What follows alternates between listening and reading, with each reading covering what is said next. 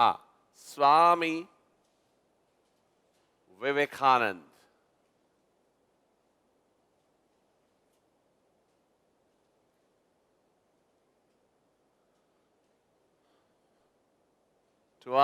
जनवरी 1863 से 4 जुलाई 1902। बहुत ही छोटी सी एज में 49 ईयर ओल्ड आप इस दुनिया से चले गए।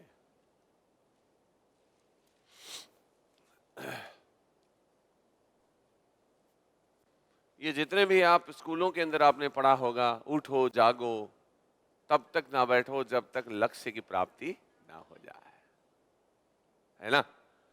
ये सब विवेकानंद के ही कोटेशन रहे हैं। यूथ के अंदर विवेकानंद का अपना एक विशेष महत्व रहा है। युवा वर्ग से उन्हें बेहद अपेक्षाएं थी।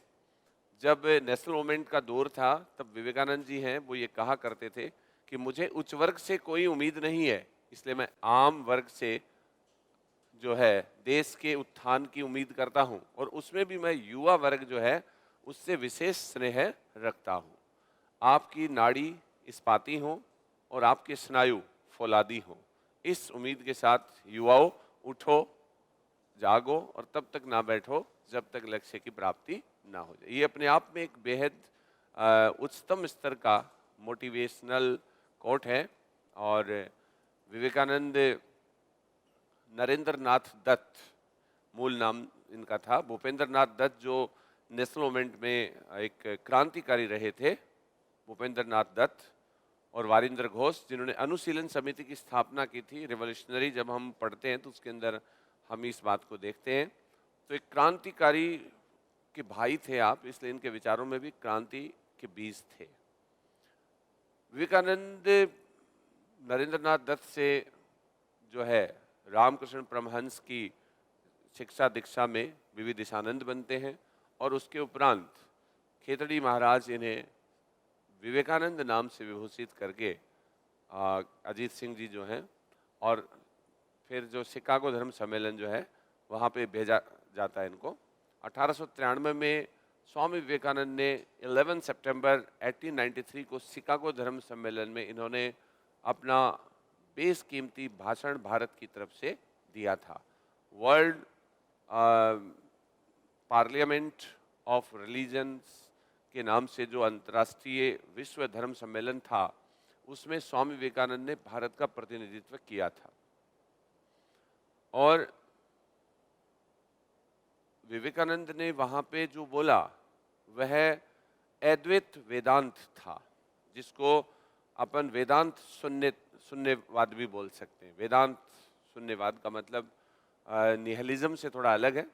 इन्होंने कहा इसका तात्पर्य यह है कि मतलब we all are because of Brahm, हम सब ब्रह्ममय हैं।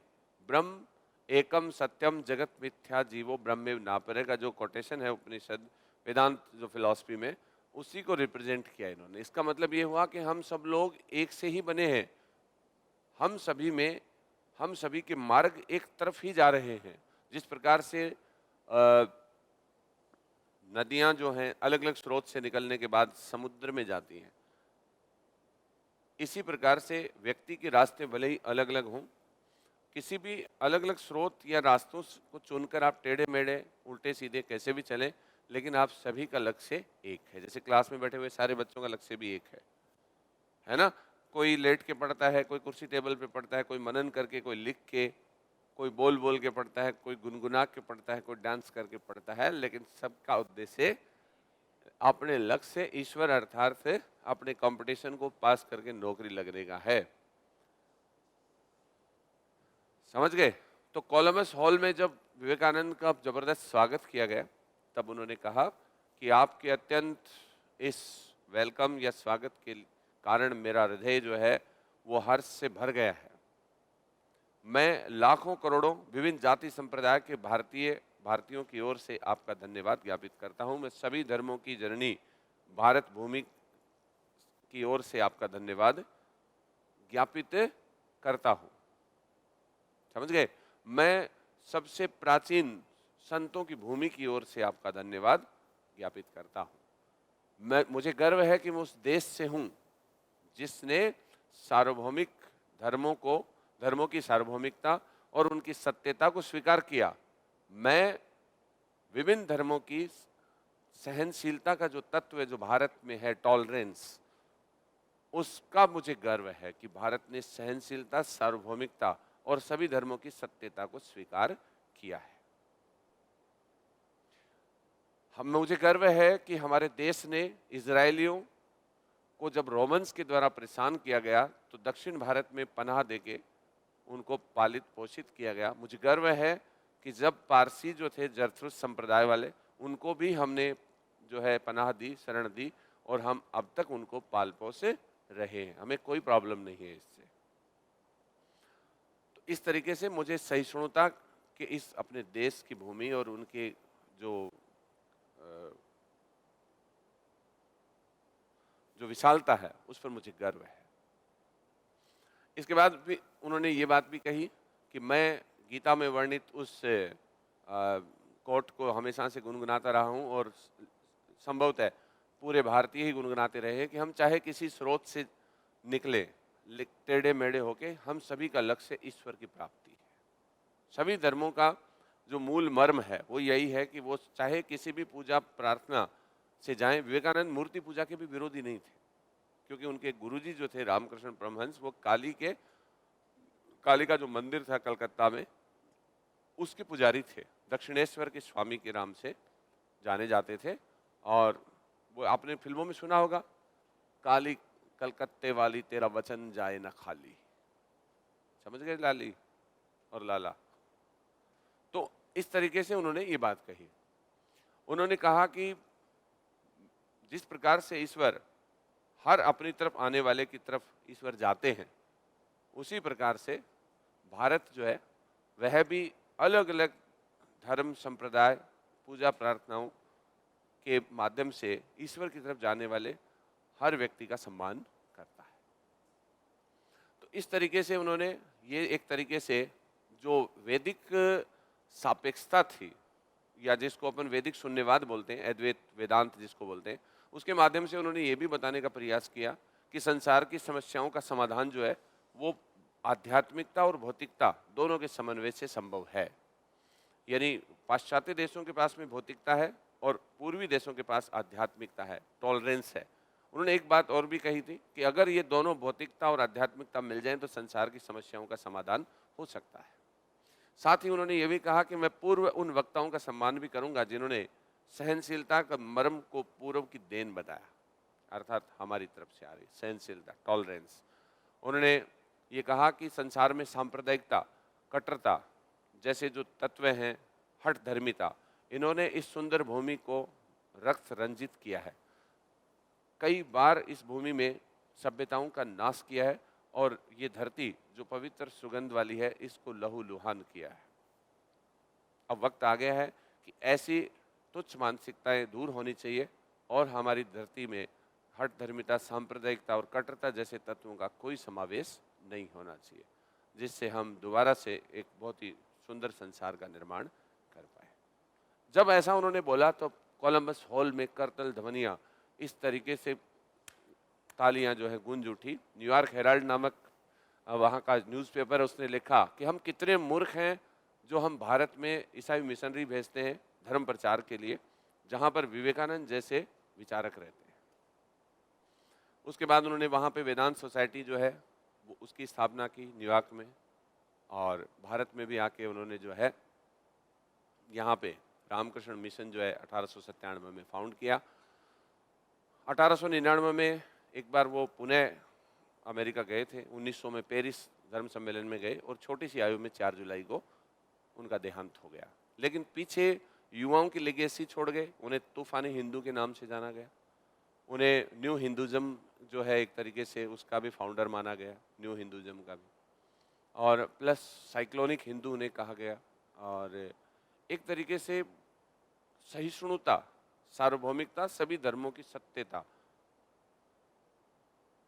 को उन्होंने सबसे ज़्यादा केंद्र में रखा, और यही बात पूरे धर्मों की सहिष्णुता वाली जो थी वो दिल को छू गई थी। इसलिए विवेकानंद हिंदू धर्म की जो भी कमजोरियां थी उनको दूर करना चाहते थे, इसलिए उन्होंने हिंदू धर्म को रसोई धर्म कहा। उन्होंने कहा कि हिंदू धर्म रसोई धर्म की तरह है और ये रसोई के बर्तनों तक सीमित हो गया है। डोंट टच मी, मुझे मत छुओ वाला धर्म जो है वो हमारा बन गया है। इसलिए हमें इंटरनेशनलिज्म या अंतर्राष्ट्रीयता के साथ समीकृत होना चाहिए, ताकि हम लोग वैश्विक परिदृश्य में अपने आप को कहीं कमतर ना कर बैठे। इसलिए वो अंतर्राष्ट्रीयता के समर्थक भी थे, इंटरनेशनलिज्म। उन्होंने कहा कि अगर यही चलता रहा, मुझे मत छुओ, ये वो, बर्तन रसोइयों तक हमारे धर्म के विभाजन हो गए और हमने अपने आप को रसोइयों में सीमित कर लिया है, खाने के बर्तनों तक सीमित कर लिया है, इसको मत छुओ, उसको मत छुओ, तो अगर यही चलता रहा तो अगले कुछ सालों में पूरे भारतीय जो हैं वो पागल खाने में होंगे, लुनाटिक असाइलम में होंगे, ऐसा उन्होंने आगाह किया था। महिलाओं के अनुशासन की विशेष तौर से प्रशंसा करते हुए उन्होंने कहा था कि किसी भी कार्य में महिलाओं की अनुशासन प्रियता पुरुषों से अधिक है। अगर किसी कार्य को समान समय में करवाने का अगर कोई प्रोग्राम हो तो उसमें 500 पुरुष जितना समय लगाते हैं किसी कार्य को संपन्न करने में, महिलाएं 50 की संख्या में ही वो काम संपन्न कर सकती हैं। आपके लिए अच्छी बात है। सिस्टर निवेदिता, मार्गरेट नोवेल उनकी प्रसिद्ध शिष्या रही, समझ गए? तो इस तरीके से विमेंस एम्पावरमेंट की जो बात करते हैं उनके बीज भी विवेकानंद के उनमें थे। नेशनलिज्म के लिए उन्होंने इंस्पायर किया कि कमजोरी पाप है, कमजोरी मृत्यु है, न जाने मेरा देश कब आजाद होगा। Weakness is sin, weakness is evil, weakness is death. तो ऐसे उन्होंने युवाओं को इंस्पायर किया। नेशनल मूवमेंट में जो लोग लगे हुए थे उनको इंस्पायर किया। एक बात और कही उन्होंने, जो पढ़े लिखे भारतीय हैं अगर वो पढ़ लिख कर अपने जरूरतमंद भाई बंधुओं की उपेक्षा करते हैं तो मैं उन समस्त को गद्दार समझूंगा, वो देशद्रोही हैं, ट्रेटर हैं वो। जबकि उन्होंने अपने अभावग्रस्त जरूरतमंद भाई बहनों की मदद प्रत्यक्ष या अप्रत्यक्ष रूप से लेते हुए इस मुकाम को हासिल किया है। तो आप अपनी पढ़ाई का कुछ अंश या आपकी कमाई जो धन है उसका कुछ अंश गरीब जरूरतमंदों के साथ शेयर करें। इसके लिए उन्होंने रामकृष्ण मिशन की स्थापना की थी जो वर्तमान तक कार्य करता है। तो एक कम्युनिटी वर्क भी था। उसने कहा कि ये मत भूलो, ये नाई, धोबी, मोची तुम्हारे जैसे हार्ड मास के तुम्हारे भाई बंधव हैं, इनकी उपेक्षा करना तुम्हें कदाचित उचित नहीं है, क्योंकि तुम इनके सहयोग से ही इस मुकाम पे आए, जो मुकाम आज तुम हासिल कर रहे करके बैठे हो। तो इसलिए अपग्रेडेड लोगों को भी इंस्पायर किया, उलाहना दिया, एजुकेटेड लोगों को भी दिया, युवाओं को इंस्पायर किया, महिलाओं को इंस्पायर किया और वैश्विक जगत को इंस्पायर किया। धर्म की बुराइयों को टारगेट पे लिया और उसको प्योर करके एक अच्छे मुकाम तक पहुंचने की बातें की थी। इसलिए युवा दिवस मनाया जाता है। वो यूथफुल थे हर तरीके से युवाओं में वो अपना देश का भविष्य देखते थे और इसलिए यूथ फेस्टिवल सेलिब्रेट किए जाते हैं विवेकानंद के नाम पे। उद्बोधन प्रबुद्ध भारत नाम से उनके समाचार पत्र भी थे। मैं समाजवादी हूँ, ज्ञान योग, कर्म योग, राजयोग, न्यू हिंदुइज्म के नाम से उनकी बुक्स भी हैं। तो एक बहुत अच्छे ऑथर भी थे, बहुत अच्छे विचारक थे, बहुत अच्छे समाज और धर्म सुधारक थे और अपने गुरुजी का इतना सम्मान करते थे कि मूर्ति पूजा को उन्होंने इस रूप में डिफाइन किया कि अगर किसी व्यक्ति को बिना किसी सहारे के अपने लक्ष्य प्राप्ति का आत्मविश्वास है तो वह कर सकता है, उसे प्राप्त कर सकता है बिना माध्यम के। लेकिन कुछ ऐसे लोग हैं जिनको बिना माध्यम के आराध्य प्राप्ति में बाधाएं होती हैं, तो वह मूर्ति की माध्यम से अपने आराध्य की पूजा कर सकता है। जैसे उसको सम्मेलन प्राप्त हो जाएगा, छोड़ देगा। तो उन्होंने हर रास्ते का सम्मान किया क्योंकि मंजिल सबकी एक है। ठीक।